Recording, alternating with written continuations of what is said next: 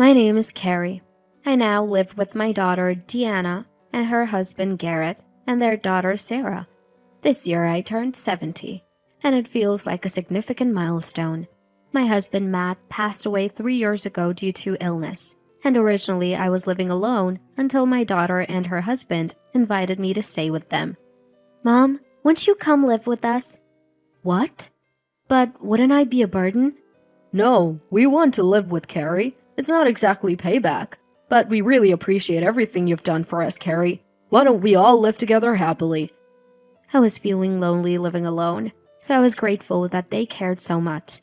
Sarah, my first granddaughter, is such a good kid, and I'm living happily now. Feeling the need for a purpose in life, I'm fortunate to be healthy and currently working part-time at the checkout counter of a supermarket. It's a small supermarket, but well loved by the locals and everyone is friendly. Even the young part-timers look up to me, and I have no complaints. However, there is one thing that bothers me. That is, oh, working part-time again today, Carrie? Catherine, welcome. The woman who comes to the supermarket is Catherine, my son Polly's wife. That makes her Deanna's sister-in-law. She got married just before Deanna did and lives a bit far from here. Honestly, I've never gotten along well with Catherine. It seems she didn't think highly of me from the beginning, and she often made snide remarks, even during greetings. Catherine, let's get along well from now on. Carrie, that's fine. You don't need to bother. What? You don't need to worry about us, so please don't interfere too much, okay? I'll handle family matters just fine. We don't want any mother-in-law and daughter-in-law conflict, do we? It's stressful for both of us. She put up a wall from the beginning and we were shocked. At the same time, I didn't have a good impression of her. Matt didn't think highly of Catherine either, but Polly seemed quite smitten with her. I'm definitely going to marry Catherine, he used to say. Polly was a troublemaker since he was young and we often struggled to handle him. He had behavioral issues at school and we were frequently called in. Matt initially wanted to discuss it at home, but eventually he gave up. Polly finally got a job and started working, and just when we thought we could relax, he brought Catherine to introduce her to us. Catherine was a strikingly beautiful woman with a flamboyant appearance. On the day of the greeting, I cooked a big meal, but Catherine didn't seem to like it. I'm not really into greasy food. It seems like some old-fashioned country cooking, she said, hardly eating. Matt was about to yell at her, but we managed to finish the greeting peacefully. We tried to convince them a few times, but they ended up getting married and now live a bit far from here. It was when Matt was still alive that he warned, You better be sure about this. Don't come crying to me if something goes wrong. But Polly was full of unfounded confidence, saying, It'll be absolutely fine. We only saw each other at Christmas gatherings, but ever since I started my part-time job, I happened to run into Catherine at my workplace. That encounter is unforgettable because of how shocking it was. Oh, isn't that Carrie? Catherine, why are you here? Why? Isn't that rude to say to a customer? Sorry, I was just surprised. And here you are at 70, working as a part-timer. Are you struggling for money? Or have you run out of money to give to your sisters? Catherine, with her condescending attitude, continued to make snide remarks, taking advantage of the fact that it wasn't busy. Apparently, though they lived a distance away, she just happened to be shopping nearby, and we happened to meet. No, I started part-time work because I thought it would be fulfilling. Everyone at work is nice and I'm content. Catherine seemed surprised for a moment at my words, but then burst out laughing. Carrie, don't push yourself. You don't have much time left anyway.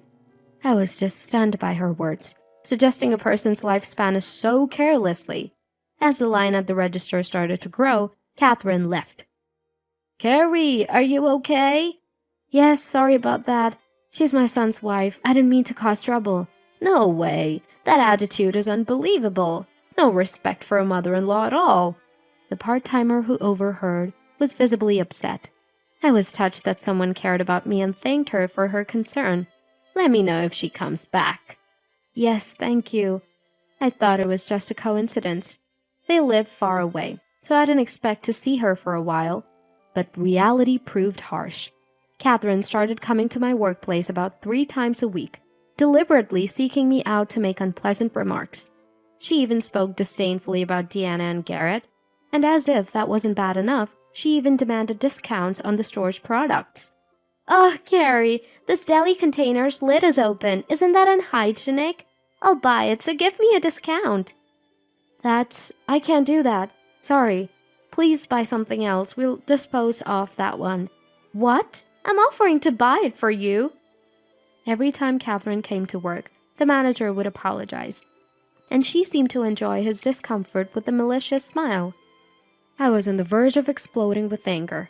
It was becoming a nuisance to the workplace, and I didn't want to trouble Deanna and her family. More importantly, for my own dignity, I called Catherine the next day. "Catherine, please stop coming to my workplace and causing trouble. If this continues, I will have to take action as a mother-in-law." Catherine laughed mockingly over the phone. "Trouble? I'm just worried about Carrie." I wanted to scream at her claim of concern, but I held back and continued calmly. "Your actions are a nuisance. I won't tolerate it any longer." "What? You think it's wrong for me to worry about Carrie? I don't think I deserve to be treated like this." Unrepentant and even defiant, Catherine frustrated me. "Anyway, please stop doing this in the future." Seemingly displeased with my inability to tolerate her any longer, Catherine spat out her last words. "Don't act all high and mighty. You bottom-tier old lady who can't do anything but work before hitting the grave. I'll be sure to tell Polly about this." With that, she hung up. True to her word, the next day I received a call from Polly. "What the hell did you say to Catherine, Mom? That's awful!" As soon as I answered, Polly was yelling at me. "It's Catherine who's awful." "What are you talking about? You said terrible things to Catherine. She's crying. No matter if you're my mother, I won't forgive this." Apparently, Catherine had told Polly a fabricated story, making it seem like I had severely scolded her. Believing her, Polly was furious. If that was all, it would have been fine, but Polly kept calling in anger for hours and finally said, "If this happens again, I won't forgive you," and hung up. "Mom, what's wrong?" Deanna, welcome back." "Nothing, really." "That's a lie. That voice was Polly's, right?" Deanna looked at me sharply. It was hard to stick to the lie. Polly and Deanna, although siblings, if I keep this from them, it might someday cause trouble. I even worried it might harm Sarah. With that thought, I decided to tell Deanna and the others everything. Deanna related to Garrett, and eventually the three of us sat down to talk in the evening. "I can't believe that idiot Polly. He barely involved himself in Matt's funeral, but calls only in times like this? Unbelievable." "That happened? I'm sorry I didn't notice." "No, it's not your fault, but I'm worried it might trouble you, like today with the phone call." "Don't worry about that. More importantly, Polly may not realize it, but you should be more careful around Catherine." "That is..." Deanna and Garrett exchanged a look, then nodded and began to speak. "Actually, near my company there's this bar district. One day when I happened to go for a drink, I spotted Catherine there, and she was with a man I've never seen before." Honestly, I felt a pang of sympathy for my own son and couldn't say anything. "Well, that's his own fault. But if something like this happens again to Mom, we need to think about it." Deanna said this with a cheerful smile. "For now, leave this to us. Right, Garrett?" "Yes, leave it to me, Carrie." "Yes, thank you. But really don't push yourselves." I agreed, feeling somewhat overwhelmed by their insistence. Anyway, I thought it best to have nothing more to do with it all. But reality doesn't always go as planned. Catherine came again, seemingly displeased with our last phone conversation. "Oh, Carrie, still working part-time, I see." "Catherine, we talked about this on the phone, didn't we? It seems nothing got through to you. I'm disappointed." Catherine seemed displeased by my words. "Are you sure you should be saying that, Carrie? Do you know that Polly's client is Garrett's company?" Catherine suddenly laughed mockingly and blurted out. Hearing this for the first time, I was shocked and my eyes widened. Seeming pleased with my reaction, Catherine cheerfully laughed and whispered to me, "Come to the cafe by the river called Lark later today, if you don't want Garrett's company to go under. Okay?" Catherine's smile looked devilish. I could only nod and said, "Understood," and she left the shop contentedly, still smiling. After my part-time shift, I headed to the designated cafe. Catherine was already there and beckoned me over. "You came as I expected, Carrie." Her sinister smile sent a chill down my spine. The cafe was quiet, seemingly unnoticed by others. Inside, the two of us sat in the tense silence. "What do you want?" "I was hurt by what happened before, so I want you to take responsibility," Catherine continued with a smile. "Besides, Polly is an executive in his company, involved in big deals. His company and Garrett's are about to have a major business deal. But what if that deal falls through because of you, Carrie? Wouldn't Garrett lose his job?" "You!" "If you care about your beloved Garrett and Deanna, promise to pay me $300,000 right now." "300,000? It's a big amount, but you said a lot to me, right? It's only fair. If you don't agree..." Catherine raised her hand. A menacing man emerged from the back of the cafe and stood in front of the table. "This man, a friend of mine, works in a, let's say, shady world. So if you don't pay, I won't be responsible for what happens to Deanna or Sarah, okay?" I was speechless at her shocking words. Realizing I had married my son to such a terrible woman was overwhelming. I glared at her and managed to say, "Understood." "I appreciate your understanding. And you know what will happen if you tell Deanna or Garrett about this, right?" "Yes." "Then I look forward to your cooperation, Carrie." I left the cafe feeling like I was being chased out. Returning home, the house was still and quiet. More than anything, I was shocked at the ugliness of the person Polly had married. Sighing, I sat in front of my husband's picture. "Dad, I'll do my best. I will protect what you left me in my own way." Declaring this, I steeled myself. I was determined not to let Catherine have her way. "Remember this. I'll make you regret everything you've done." First, I set a date to transfer the money to Catherine. Having agreed to pay and knowing she expected it, I calmly set a time frame to prevent any harm to Deanna or Sarah. Explaining the difficulty of the amount for a part-timer like me, I promised to pay within a month, and surprisingly, Catherine agreed cheerfully. "Understood. So within a month, then?" "Yes, I'll make sure to pay." That's because there was a reason. I set it for a month. Within a month, a relative's funeral was scheduled. I wanted to resolve things there, so I arranged it without causing any issues. Today is the day of the funeral, where many relatives will gather, including Polly and his wife. I decided to settle things there. "Oh, Sarah has grown so much." "It's been a while, everyone." Our family relatives are relatively close-knit. Just before the funeral started, Polly and his wife arrived. "Wow, this atmosphere brings back memories." "Ugh, this country vibe is too much. Can't wait to leave." Despite the occasion, their usual attitudes were unchanged. As one of the uncles was about to say something, Catherine approached me first. "Hello, Carrie." Her face clearly showed anger, probably about the money not being transferred yet. "Hello, Catherine." After exchanging greetings, the funeral started, so Catherine couldn't say more and took her seat. But her expression seemed to say, "You'll remember this." After the funeral ended, the meal started. The topics were nostalgic memories of the deceased relative, current updates, and talks about my husband, Matt. "Used to go drinking with Matt a lot." "Really, time flies." "But it's important to have something like that necklace to remember them by, isn't it?" "Indeed." I touched the necklace as I spoke. The small pearl necklace was a gift from Matt. Lost in these fond memories, Catherine suddenly raised her voice. "But is it a tactless to wear such a thing here?" The relatives in the room started murmuring. "Besides, that's a fake, right? No such tarnished pearls exist." "Well, Fake pearls suit a poor person like Carrie, right? How dare you? Wait, Deanna, calm down. But Catherine's cheeks were flushed, probably from drinking.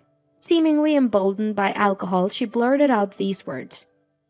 Honestly, it was different from what I expected, but she was self-destructing, so I silently vowed to make her pay dearly. Before I could respond, the relative spoke up. What is she talking about? Carrie poor? Don't make such jokes. How could you say such a thing? It's just your lack of judgment. The relatives, angered by Catherine's comments, spoke back, and she seemed surprised. I stood up and faced her. I don't know why you think this pearl is fake, but it's from Matt's jewelry store. It's definitely not fake.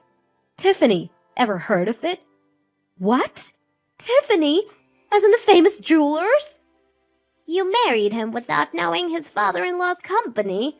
Carrie used to be the assistant manager of that store. But she's working part-time. That's what I said before. Mom is working part-time just for fulfillment. We don't need her money, but she insists on paying us living expenses every month. Besides, she's retired now, but there's an inheritance and savings left by Matt. We're far from poor. Catherine looked dumbfounded. Polly hurried to her side, trying to defend her. Wait, don't blame her. Polly, look at reality. She's awful. Shut up, little sister. What do you know? Catherine glared at us. I came here to settle this thoroughly, so I began. You won't get away with this. Who won't? Your wife running a scam? And if it gets out she has a boyfriend, you'd be the one who couldn't bear it. What? How do you know that? About that, let me explain. Here's the proof. Garrett showed documents revealing various truths. Photos included the cafe I visited, the man Catherine was with, and Catherine walking closely with the man who wasn't Polly. What's this about? Yes, Catherine had been involved in scamming people with bad friends from her student days. That was the full story behind her treatment of me, and Polly was partly to blame too. Polly, while our companies do business, I've never heard your name mentioned. But you've been telling Catherine you're an executive, but you hold no such position, right? What? You've been lying to me? Hearing Garrett's explanation, Catherine started screaming. Sighing, I retrieved an attached case from the reception, opening it in front of them. It contained $300,000 in cash. Here's the $300,000 you unfairly demanded from me, Catherine. Emphasizing unfairly, she glared at me, her face turning red. I had recorded everything from the day she took me to the cafe. I never intended to treat my son and wife this way, but I thought it was best for them to learn a hard lesson. However, the condition is that you never appear before us again. You've caused enough trouble, and when I die, you won't get a penny of my inheritance. Wait, Mom, I'll leave Catherine. What? Holly, when you decided to marry Catherine, Matt and I tried to stop you. Weren't you going to be happy with her? You're her husband.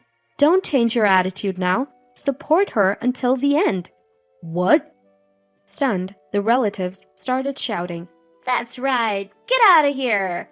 Initially, the two of them talked back, but they couldn't stand against the majority and left the shop meekly. Carrie, that must have been tough. Are you okay?